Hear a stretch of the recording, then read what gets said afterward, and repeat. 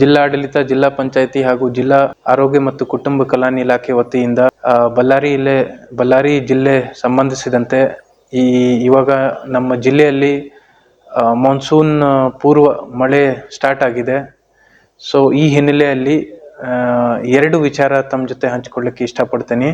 ಒಂದು, ಈ ಮಳೆಗಾಲದ ಆರಂಭದಲ್ಲಿ ಮಲೇರಿಯಾ, ಡೆಂಗಿ, ಚಿಕನ್ ಗುನ್ಯಾ ಇತ್ಯಾದಿ ರೋಗಗಳು, ಸಾಂಕ್ರಾಮಿಕ ರೋಗಗಳು ನೀರನ್ನ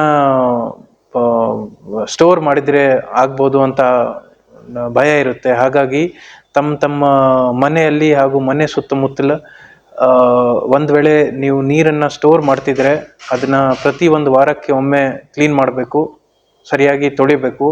ಅಲ್ಲಿ ಯಾವುದಾದ್ರೂ ಲಾರ್ವಾ ಫಾರ್ಮೇಷನ್ ಅಥವಾ ಸೊಳ್ಳೆ ಏನಾದರೂ ಜಾಸ್ತಿ ಆಗಿದ್ರೆ ಅದನ್ನು ಫುಲ್ ಕ್ಲೀನ್ ಮಾಡಬೇಕು.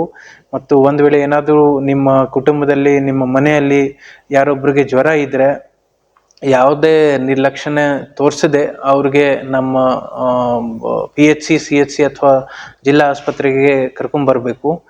ಅವ್ರಿಗೆ ಒಂದು ರೀತಿ ಏನಾದರೂ ಭಯ ಇದ್ದರೆ ನಿಯರೆಸ್ಟ್ PHCಗೆ ಕರ್ಕೊಂಡ್ಬಂದು ಅದನ್ನ ತೋರಿಸ್ಬೇಕು. 2ನೇ ವಿಚಾರ, ವಾಂತಿ ಭೇದಿ ಪ್ರಕರಣ ಸಂಬಂಧಿಸಿದಂತೆ ಇದರಲ್ಲಿ ಕೂಡ ಮಳೆಗಾಲದ ಆರಂಭದಲ್ಲಿ ಒಂದೊಂದು ಸಂದರ್ಭದಲ್ಲಿ ಒಂದೊಂದು ಕಡೆ ಡ್ರೈನೇಜ್ ಅಂದರೆ ಕಲುಷಿತ ನೀರು ಮತ್ತು ಕುಡಿಯೋ ನೀರು ಮಿಕ್ಸ್ ಆಗೋದಕ್ಕೆ ಸಾಧ್ಯನೇ ಇರುತ್ತೆ. ಹಾಗಾಗಿ ತಮ್ಮ ಮನೆಯಲ್ಲಿ ಇರ್ತಕ್ಕಂಥ ನೀರನ್ನು, ತಮ್ಮ ಮನೆಗೆ ಬರ್ತಕ್ಕಂಥ ನೀರನ್ನು, ಅದರಿಂದ ಏನಾದರೂ ಸ್ಮೆಲ್ ಆಗ್ತಾ ಇದೆಯಾ, ಯಾವುದಾದ್ರೂ ವಾಸನೆ ಇದೆಯಾ, ಅಥವಾ ಅವ್ರದ್ದು ಕಲರಲ್ಲಿ ಏನಾದರೂ ಡಾರ್ಕ್ನೆಸ್ ಇದೆ ಅಂತ ಚೆಕ್ ಮಾಡಬೇಕು. ಮತ್ತು ಭಾಳ ಜಾಸ್ತಿ ಮಳೆ ಸಂದರ್ಭದಲ್ಲಿ ಅದನ್ನು ತಾವು ಕುಗ್ಸ್ಬಿಟ್ಟು ಕುಡಿಬೇಕು ಅಂತ ನಮ್ಮ ಆರೋಗ್ಯ ಇಲಾಖೆ ವತಿಯಿಂದ ಇನ್ಸ್ಟ್ರಕ್ಷನ್ ಇದೆ.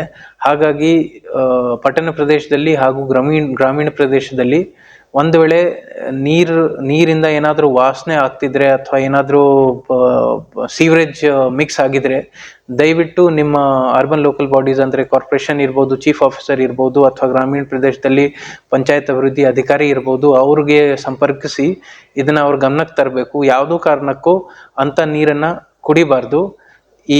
ಇಂಥ ನೀರು ಕುಡಿದ್ರೆ ವಾಂತಿ ಭೇದಿ ಅಂತ ರೋಗಗಳು ಆಗ್ಬೋದು.